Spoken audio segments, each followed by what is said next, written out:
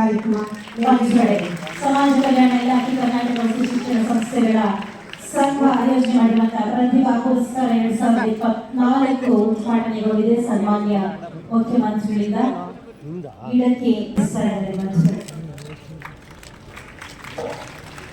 Doctor Baba Saheb Ambedkar ಅವರು ಹಾಗೂ doctor Babu Jagjivan Ram ಅವರು ಮತ್ತು ಹಾಗೂ ದೇವರಾಜ ಅರಸು ಅವರ ಭಾವಚಿತ್ರಕ್ಕೆ ಪುಷ್ಪಾರ್ಚನೆಯನ್ನು ನೆರವೇರಿಸಿಕೊಟ್ಟ ಸನ್ಮಾನ್ಯರಿಗೆ ಧನ್ಯವಾದಗಳನ್ನು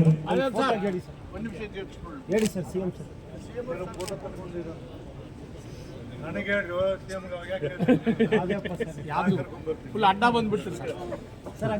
ಅದೇ ಸರ್ ಸ್ವಲ್ಪ ಈ ಕಡೆ ಕೊಡಿ ಸರ್. ಎಲ್ಲ ಒಟ್ಟಿಗೆ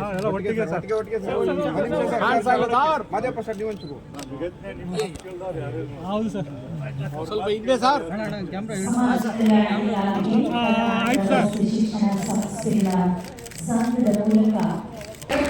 ನಾಡಿಗೆ ಹೆಸರನ್ನ ಕೀರ್ತಿಯನ್ನ ತಂದುಕೊಟ್ಟಿದ್ದಾರೆ. ನಮ್ಮ ಕರ್ನಾಟಕ ಸಂಘಕ್ಕೂ ಕೂಡ ಒಂದು ಒಳ್ಳೆಯ ಕೀರ್ತಿಯನ್ನು ತಂದುಕೊಟ್ಟಂತಹ ವಿದ್ಯಾರ್ಥಿ. ಸಂಸ್ಥೆಗೆ ಕುಟುಂಬಕ್ಕೆ ಸಮಾಜಕ್ಕೆ ಕೂಡ ಸಂತೋಷ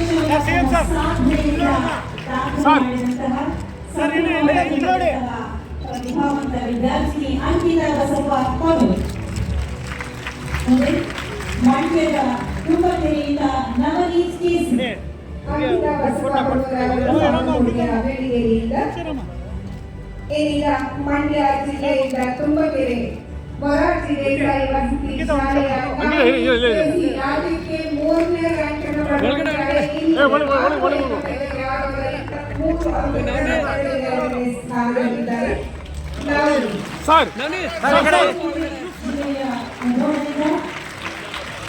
ಸೃಷ್ಟಿ ರವಿಕುಮಾರ್ ಹಂಚಡೆ 625ಕ್ಕೆ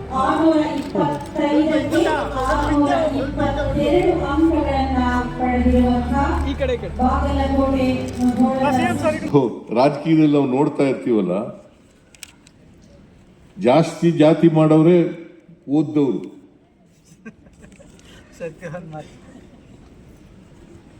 ಅಲ್ವಾ? ಸತ್ಯ ಇದೆ ಸರ್. ಜಾಸ್ತಿ ಜಾತಿ ಮಾತಾಡೋರೆ ಓದ್ದವರು. ಮತ್ತೆ ಏನು ಓದಿ ಏನು ಪ್ರಯೋಜನ ಆಗುತ್ತೆ?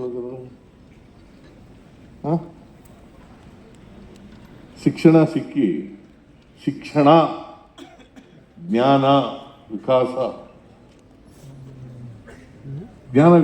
ಆಗ್ಬೇಕಲ್ಲ.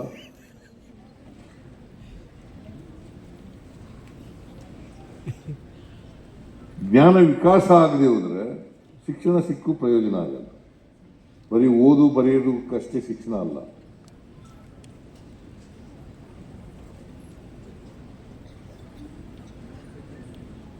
ನಾವು ಉತ್ತಮ ಪ್ರಜೆಗಳಾಗಬೇಕು.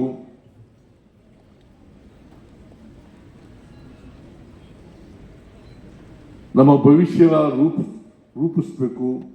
ಈ ನಾಡಿನ ಭವಿಷ್ಯ ರೂಪಿಸ್ಬೇಕು. ಈ ದೇಶದ ಭವಿಷ್ಯ ರೂಪಿಸ್ಬೇಕು. ಅದಕ್ಕೆ ಬಾಬಾ ಸಾಹೇಬ್ ಅಂಬೇಡ್ಕರ್ ಅವರು ಮಾತೇನು ಹೇಳಿದ್ರು ಅಂತಂದ್ರೆ,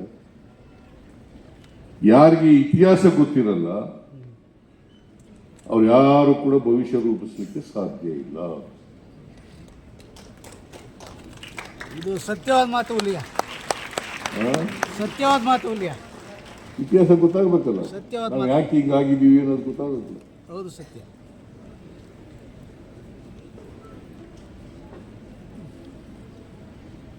ಆ ಇತಿಹಾಸ ಗೊತ್ತಿಲ್ಲದೆ ಹೋದ್ರೆ ಭವಿಷ್ಯ ಯಾರು ರೂಪಿಸಕ್ಕಾಗಲ್ಲ.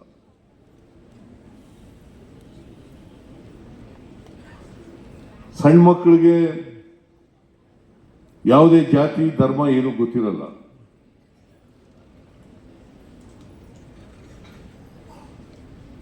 ಅದಕ್ಕೆ ಕುವೆಂಪು ಒಂದ್ ಕಡೆ ಏನ್ ಹೇಳ್ತಾರೆ ಅಂತಂದ್ರೆ, ಹುಟ್ಟುವಾಗ ಎಲ್ಲ ಮಕ್ಕಳುಗಳು ಕೂಡ ವಿಶ್ವಮಾನವರಾಗಿ ಹುಟ್ಟುತ್ತವೆ, ಬೆಳೀತಾ ಬೆಳೀತಾ ಅಲ್ಪಮಾನವರಾಗ್ಬಿಡ್ತವೆ. ನಾವು ವಿಶ್ವಮಾನವರಾಗಬೇಕು ಅಲ್ಪಮಾನವರಾಗಬೇಕಾ? ವಿಶ್ವಮಾನವರಾಗಬೇಕು. ವಿಶ್ವಮಾನವರಾಗಬೇಕು.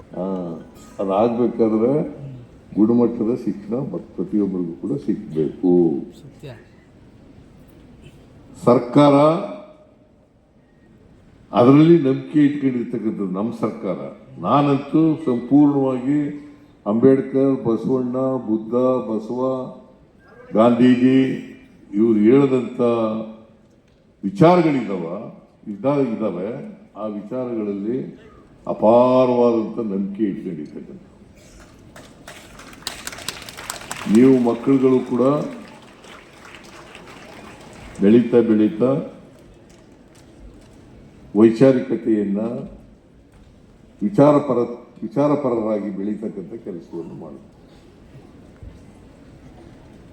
ಕಣ್ಮುಚ್ಚಿಕೊಂಡು ಯಾರೋ ಹೇಳಿದ್ರು ಅಂತ ಹೇಳಿದ ತಕ್ಷಣ ಒಪ್ಕೊಳ್ಳೋದಲ್ಲ. ಅವ್ರು ಹೇಳಿರೋದು ಸರಿನೋ ಇಲ್ಲವೋ ಅಂತ ವಿಮರ್ಶೆ ಮಾಡ್ತಕ್ಕಂಥ ಶಕ್ತಿ ಪ್ರತಿಯೊಬ್ಬರಿಗೂ ಕೂಡ ಬರಬೇಕು. ಅವ್ರು ಹೇಳಿದ್ದು ಸರಿನಾ ತಪ್ಪ, ನಮ್ಮ ಸಮಾಜಕ್ಕೆ ಅದು ಅನ್ವಯ ಆಗ್ತದ ಇಲ್ವಾ, ಉತ್ತಮ ಸಮಾಜ ನಿರ್ಮಾಣ ಮಾಡಲಿಕ್ಕೆ ಉಪಯೋಗ ಆಗ್ತದ ಇಲ್ವಾ, ಇದು ವಿಚಾರ ಮಾಡಬೇಕಲ್ಲ.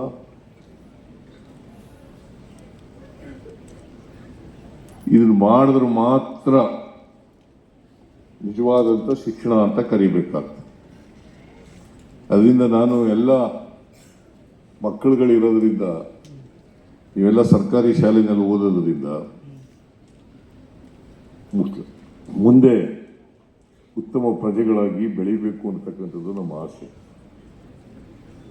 ಉತ್ತಮ ಸಮಾಜ ನಿರ್ಮಾಣ ಆಗ್ಬೇಕಾದ್ರೆ ಉತ್ತಮ ಪ್ರಜೆಗಳಿರ್ಬೇಕು.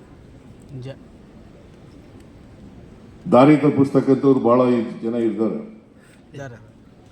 ದಾರಿ ತಪ್ಪಿಸ್ಬಿಡ್ತಾರೆ, ಹುಷಾರಾಗಿರ್ಬೇಕು. ಜಾತಿ ಮೇಲೆ, ಧರ್ಮದ ಮೇಲೆ ಅವ್ರದ್ದೇ ಆದಂಥ ಸ್ವಾರ್ಥ ವ್ಯಾಖ್ಯಾನ ಮಾಡಿ ಹಾಳು ಮಾಡಿಬಿಡ್ತಾರೆ. You must be very very careful.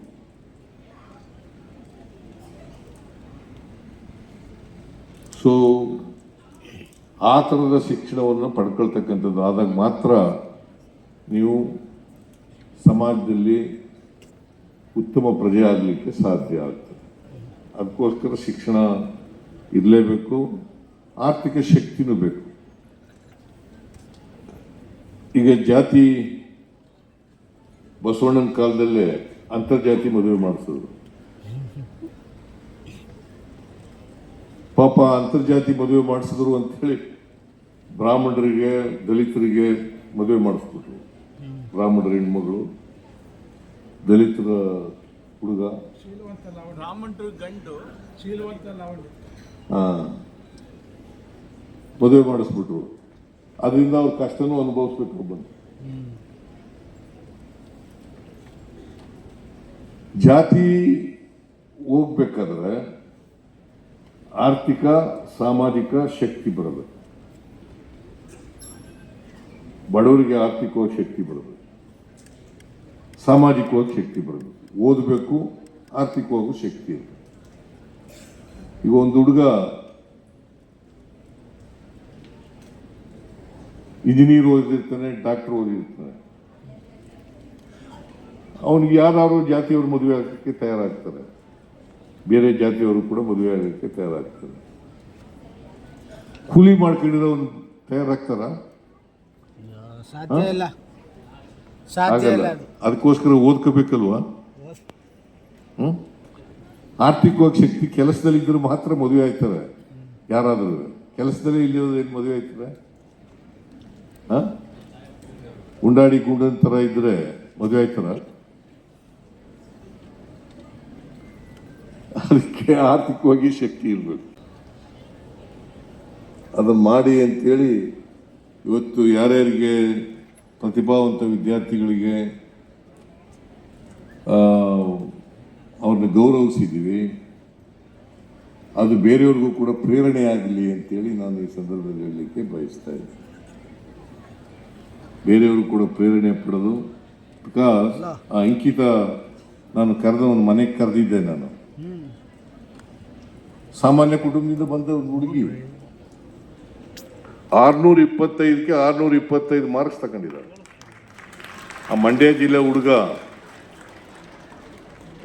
ಇವನು ಇವ್ರು 3ನೇ ರ್ಯಾಂಕ್ ತಗೊಂಡಿರೋದು. 625ಗೆ 623 ಮಾರ್ಕ್ಸ್ ತಗೊಂಡವ್ರು. ಮಂಡ್ಯ ಜಿಲ್ಲೆ, ಅವಳು ಬಾಗಲಕೋಟೆ ಜಿಲ್ಲೆ. ಇವಳು ನೀ ಯಾವ ಜಿಲ್ಲೆ? ಅದೇ ಹೊರಟ್ಟಿ ಹೊಟ್ಟೋದ್ರ. ಹೊರಟ್ಟಿ ಹೇಳ್ತಾ ಇದ್ರು ನಾವು ನಾರ್ತ್ ಕರ್ನಾಟಕದಲ್ಲಿ ಭಾಳ ಪ್ರತಿಭಾವಂತರಿದ್ದೀವಿ ಅಂತ. ಒಪ್ಕೋತೀನಿ, ಯಾವ ಭಾಗದಲ್ಲಾದ್ರೂ ಪ್ರತಿಭಾವಂತರಾಗಲಿ, ದಕ್ಷಿಣ ಕರ್ನಾಟಕದಲ್ಲಾರು ಆಗಲಿ, ಉತ್ತರ ಕರ್ನಾಟಕದಲ್ಲಾರು ಆಗಲಿ, ನಾರ್ತ್ ಕರ್ನಾಟಕದಲ್ಲಾರು ಎಂಥದ್ದು ಕರಾವಳಿ ಪ್ರದೇಶದಲ್ಲಾರು ಆಗಲಿ ಆಗಬೇಕು. ಮತ್ತು ಎಲ್ರಿಗೂ ಗುಣಮಟ್ಟದ ಶಿಕ್ಷಣ ಸಿಕ್ಕಬೇಕು. ಆಮೇಲೆ ಈಗ ಅಂಕಿತಾ ಒಂದು ಸಾಮಾನ್ಯ ಕುಟುಂಬದಿಂದ ಬಂದಂಥವಳು. ಅವ್ರ ಅಪ್ಪ ಅಮ್ಮದಿರು ಬಂದಿದ್ದರು ಅವತ್ತು. ಅವರು ಅಷ್ಟೊಂದು ಓದ್ಕೊಂಡಿಲ್ಲ. ಅವ್ರ ಅಮ್ಮ ಏನೋ ಸ್ವಲ್ಪ ಜಾಸ್ತಿ ಓದ್ಕೊಂಡಿದ್ದಾಳೆ ಅಲ್ವೇನಮ್ಮ? PUC ಓದ್ಕೊಂಡಿದ್ದಾರೆ. ಆದರೆ ಅವ್ರ ಅಪ್ಪ ಅಷ್ಟೊಂದು ಓದ್ಕೊಂಡಿಲ್ಲ. ಓದೇ ಇಲ್ವಾ? ಓದೇ ಇಲ್ಲ ಪಾಪ. ಅವ್ರ ತಾಯಿ PUC ಪಾಸ್ ಮಾಡ್ಕೊಂಡು ಅವಿದ್ಯಾವಂತ ಮದುವೆ ಆಗಿದ್ದಾರೆ. ಅವ್ರ ತಾಯಿ ವಿದ್ಯಾವಂತಿ ಆಗೋದ್ರಿಂದ ಇವಳು ವಿದ್ಯಾವಂತ. ಅದಕ್ಕೆ ಒಬ್ಬ ಹೆಣ್ಣುಮಗಳು ವಿದ್ಯಾವಂತಿ ಆದರೆ ಮನೆಯವರೆಲ್ಲ ವಿದ್ಯಾವಂತರಾಗಲಿಕ್ಕೆ ಸಾಧ್ಯ ಆಗ್ತದೆ, ಮಕ್ಕಳೆಲ್ಲ ವಿದ್ಯಾವಂತರಾಗಲಿಕ್ಕೆ. ಹೆಣ್ಮಕ್ಳಿಗೂ ಕೂಡ ವಿದ್ಯೆ ಕಲಿತಕ್ಕಂಥ ಅವಕಾಶ ಇರಲಿಲ್ಲ.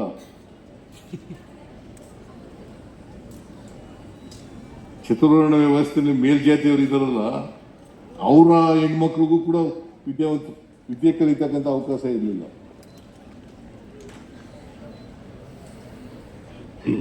ಆಮೇಲೆ ಕ್ರಮೇಣ ಸ್ವಲ್ಪ ಎಲ್ಲ ಬದಲಾವಣೆ ಆಯ್ತಾ ವಿದ್ಯಾವಂತರಾಗಲಿಕ್ಕೆ ಸಾಧ್ಯ. ಬಸವಣ್ಣವ್ರ ಕಾಲದಲ್ಲೇ ಶುರುವಾದದ್ದು.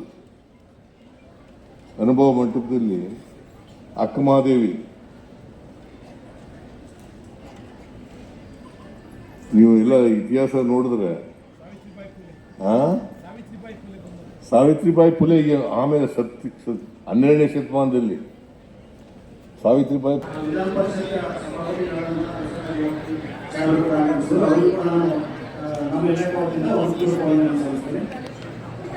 ಈ ಕಾರ್ಯಕ್ರಮದ ಮಾನ್ಯ ಸಮಾಜ ಇಲಾಖೆ ಸಚಿವರು ಡಾಕ್ಟರ್ HC ಮಾದೇವ ಸಾಹೇಬರು ಕೂಡ ನಮ್ಮ ಇಲಾಖೆ ವತಿಯಿಂದ ಹಾಗೂ ರೈಸ್ ವತಿಯಿಂದ ಹೃತ್ಪೂರ್ವಕ ವಂದನೆಗಳನ್ನು ಸಲ್ಲಿಸ್ತೇನೆ. ಈ ಕಾರ್ಯಕ್ರಮ ಅಧ್ಯಕ್ಷತೆ ವಹಿಸಿದಂಥ ಮಾನ್ಯ ಶಾಸಕರು ನಿರ್ಮಾಣೇಶ್ವರವರು ಅವರಿಗೂ ಕೂಡ ಹೃತ್ಪೂರ್ವಕ ವಂದನೆಗಳನ್ನು ಸಲ್ಲಿಸ್ತೇನೆ. ಅದೇ ರೀತಿ ಮಾನ್ಯ ಶಾಸಕರು ಸುಧಾಮದಾಸ್ ಅವರಿಗೆ ಹಾಗೂ ರೋಟರಿ ಇಂಟರ್ನ್ಯಾಷನಲ್ ಜಿಲ್ಲಾ ಗವರ್ನರ್ ಶ್ರೀನಿವಾಸ ಮೂರ್ತಿ ಅವರಿಗೆ ಹಾಗೂ ನಮ್ಮ ಮಾನ್ಯ ಕಾರ್ಯದರ್ಶಿಗಳು ಸಮಾಜ ಇಲಾಖೆ ಮನೋರಂಜನ್ ಸಾಹೇಬರಿಗೆ